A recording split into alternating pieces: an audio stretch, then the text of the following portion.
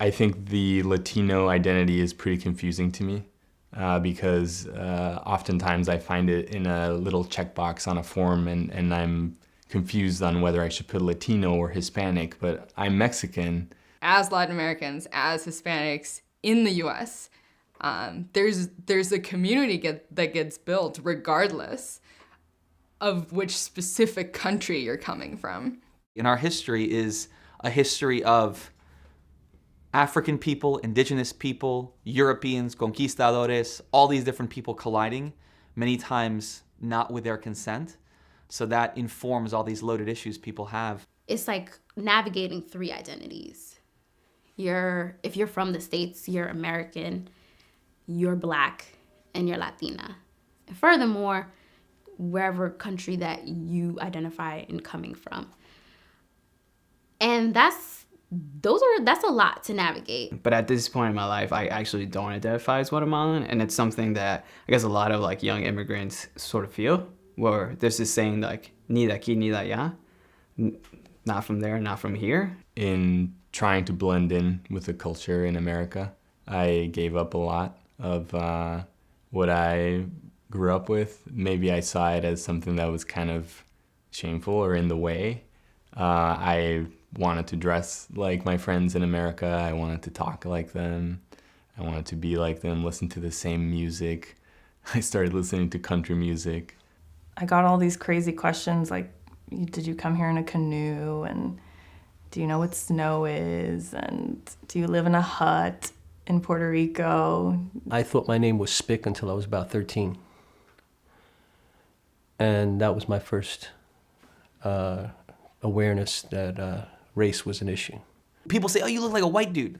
In some contexts, not in all contexts. Depends where I am, depends who I'm with, depends whole lot of things. Depends what language I'm speaking. But however I look, when I leave my name, I can't get a phone call back about an apartment in New York City. And this isn't like 10 places I call. This is like 30. And I remember telling a kid one time, I was like, let me tell you, the Ku Klux Klan comes here and they see your last name, you're going too, bro. You know? And the kids are like, what are you talking about? And it was like a big thing.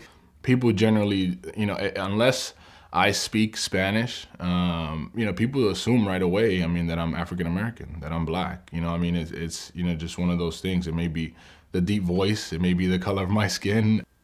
Because I talk white, I'm not Dominican, or I'm not Black, or I'm not Afro-Latina, or whoever people perceive me as of being. And that hurt, and that still hurts. Because one of my daughters is lighter than the other, they had Blackness issues. And I remember my oldest daughter telling my youngest daughter that she was Black and that her hair, she said something, and I remember crying like immediately, like, oh my God, no. And I had to sit them down and talk to them about our roots and that everything that they learned from the family was wrong. I feel like I wanted more of my culture. I grew up, there was a point I stopped speaking Spanish to her and I still don't speak to her in Spanish. So I feel like something was lost, and I don't know if it was just because she was busy raising 5 kids and didn't really think about culture in that way and how I would come to identify myself. Growing up, like this, as a young teenager, I told people I was Puerto Rican, which is completely, which is right. But at a particular point when I became a little more politicized, I was definitely more of a Black nationalist than I was a Puerto Rican nationalist. Maybe because the concept of Black nationalism and the Black liberation movement is so much more accessible. There isn't a language issue. So yeah, I totally was reading Malcolm and Marcus and James Baldwin and Huey Newton before I read any of the Puerto Rican nationalists. Either you're Black or you're white, and if you're like kind of in the middle, you kind of like don't want to be in the middle. A lot of us want to be white.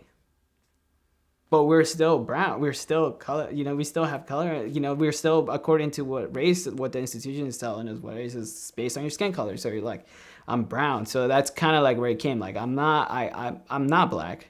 and I'm not white, and I don't want to be white. And so I'm kind of brown, and this is kind of like a thing that's there.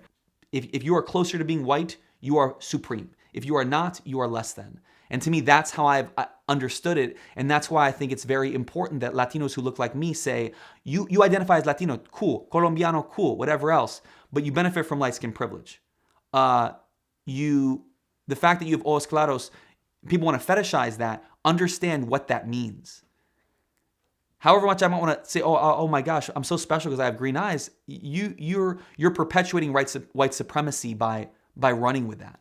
I'll talk to a young girl, a young teenager, and she'll say, I'm not white enough to fit into mainstream society. I'm not Black American enough to fit in that, in that faction of society. And I'm like, but you know what? You're the best person to be kind of like a connector between both, because in you is everything. And being Latino in an American kind of New World way is basically being a physical embodiment of how America began as we know it. So you're every woman. So for me, being Latino is being phenomenal.